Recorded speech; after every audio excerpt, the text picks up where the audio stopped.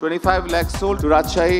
Perform করলে কদর বাড়ে, সবাই পেতে চায়। সম্প্রতি এশিয়া কাপ রাইজিং স্টারসে বাংলাদেশ এ দলের হয়ে খেলা ক্রিকেটারদের কথাই চিন্তা করুন। বিপিএল এর 6 ফ্র্যাঞ্চাইজির নজরই ছিল এ দলের ক্রিকেটারদের ওপর। বাংলাদেশ এ দল চ্যাম্পিয়ন হতে পারেনি, তবে ব্যক্তিগত পারফরমেন্সে নজর কেড়েছেন বেশ কজন। হাবিবুর রহমান সোহান, আব্দুল গফফার সাকলাইন, রাকিবুল হাসান, রিপুন মন্ডল এবং এস এম মেহরব 5 জনই দল পেয়েছেন বেশ চড়া দামে। তাদের মধ্যে সব থেকে বেশি সোহানেরই।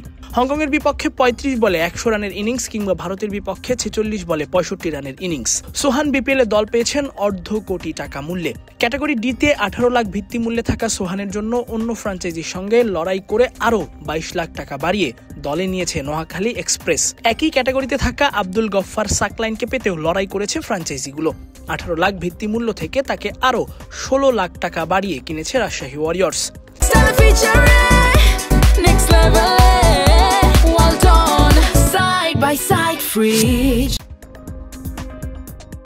স্পিনার রাকিবুল তার পুরনো ঠিকানা রংপুর রাইডার্সেই ফিরেছেন, কিন্তু তাকে পেতে রংপুরের খরচ হয়েছে 42 লাখ টাকা। সি ক্যাটাগরিতে থাকা এই স্পিনারকে পেতে তাদের দাম বাড়াতে হয়েছে আরও 20 লাখ।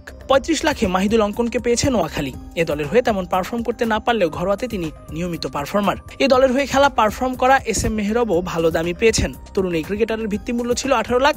সেখান থেকে রাজশাহী ওয়ারিয়র্স তাকে কিনতে খরচ করেছে 39 লাখ টাকা। এ দলের অধিনায়ক আকবর আলী তেমন পারফর্ম না করলেও ভালো দাম পেয়েছেন। 34 লাখে তাকে কিনেছে রাজশাহী। 22 লাখ থেকে সিলেটের সঙ্গে রাজশাহীর লড়াইয়ে আকবরের দাম বেড়েছে আরও 12 লাখ। আরিফুল ইসলাম ইথুন এ দলের হয়ে ম্যাচ না পেলেও বিপিএল এ দল পেয়েছেন। 26 লাখে তার ঠিকানা সিলেট টাইটান্স। এ দলের আবু হায়দার রনিকেও 22 লাখে কিনে নিয়েছে চট্টগ্রাম। ভিত্তিমূল্য 18 লাখে দল পেয়েছেন মৃত্যুঞ্জয় চৌধুরীও, তার ঠিকানা রংপুর।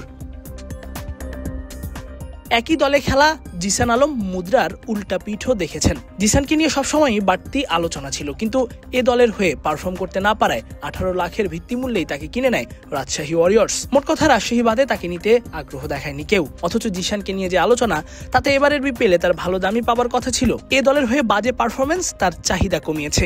একেবারে অখ্যাত মিস্ট্রি স্পিনার এমডি রুবেল, মারুফ মৃধা, মুশফিক হাসানরাও দল পেয়েছেন। এতে স্পষ্ট তরুণ ক্রিকেটারদের প্রতি নজর ছিল বিপিএল এর দলগুলোর।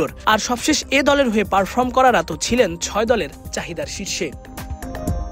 তাসফিক পলক, ক্রিক ফ্রেঞ্জি।